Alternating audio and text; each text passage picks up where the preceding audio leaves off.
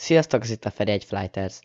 A Microsoft Flight Simulator megjelenésével sokan belecsöppentek a repülés világába, és aki nem foglalkozott ilyesmi programokkal, annak csak a billentyűzet áll fent a vezérlésre, amivel lehetetlen az irányítás.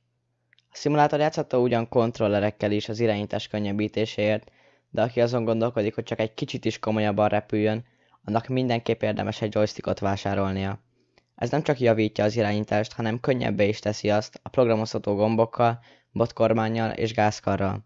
Ebben a videóban végigmegyünk a legjobb választásokon különböző árkategóriákban, így mindenki megtalálhatja a neki megfelelőt. Az első és legolcsóbb opció a Thrustmaster Flight Stick X. Az ára nagyjából 15 000 forint, ami egy megfelelő ár egy belépő szintű joystickhoz. Ennél alacsonyabb áron már nem is érdemes joystickokat keresni, mivel azok már az alapfunkcióknál kevesebbet tartalmaznak. A Flight Stick X tökéletes választás, mivel 12 programozható gombja van, és a gázkar is megtalálható rajta egy csúszka formájában. Ezzel az eszközzel is elérünk minden szükséges funkciót, és garantáltan növelni fogja a szimulátor vezetési élményét. Ajánlott választás bárkinek, aki olcsón szeretne hozzájutni egy joystickhoz, vagy nincs szüksége többre, csak az alapfunkciókra. Az előzőnek a továbbfejlesztett változata a Thrustmaster T-Flight HOTAS X, ami már nem a joystick, hanem a HOTAS kategóriába sorolható, ami annyit tesz, hogy egyszerre van a kezünk a gázkaron és a botkormányon.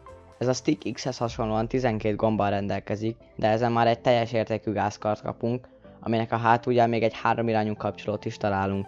Továbbá a dizájnja flexibilis, mivel 2 darabra lehet szedni a gázkart és a botkormányt, és így többféle konfigurációban lehet elhelyezni.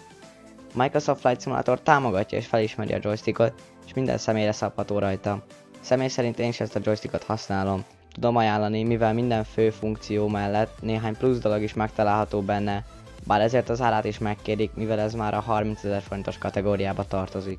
Még a HOTAS kategóriába tartozik a Logitech GX52 HOTAS, ami egy beépített LCD kijelzővel is rendelkezik. Ez is egy prémium felépítésű joystick, amelyen a gázkar erőfeszítése is állítható, csak úgy, mint a botkormány hátulján elhelyezkedő kéztámasz. A joystick mind a 19 gombja programozható a Logitech szoftverének segítségével, és még világítanak is. A HOTAS X-hez hasonlóan itt is külön van a gázkar és a botkormány, így ezt is sokféleképpen el lehet helyezni. Az ára viszont már ennek is magasabb, 48 000 forint, viszont tökéletes választás lehet annak, aki egy igazán prémium joystickot szeretne kitűnő funkciókkal. Az irányításhoz minden tartalmazó csomag a Thrustmaster T16000M. Ehhez a csomaghoz már pedálok is tartoznak. A HOTAS joystickokhoz hasonlóan itt is 2 részre lehet szedni a botkormányt és a gázkart.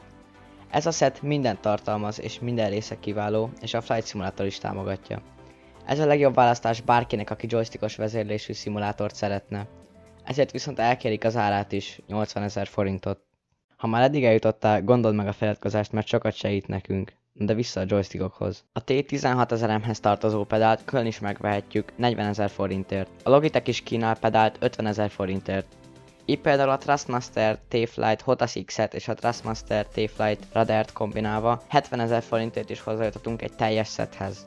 Ha viszont nem joystick, hanem szarvkormány típusú vezérlést szeretnénk, akkor mélyebben kell a zsebünkbe nyúlnunk.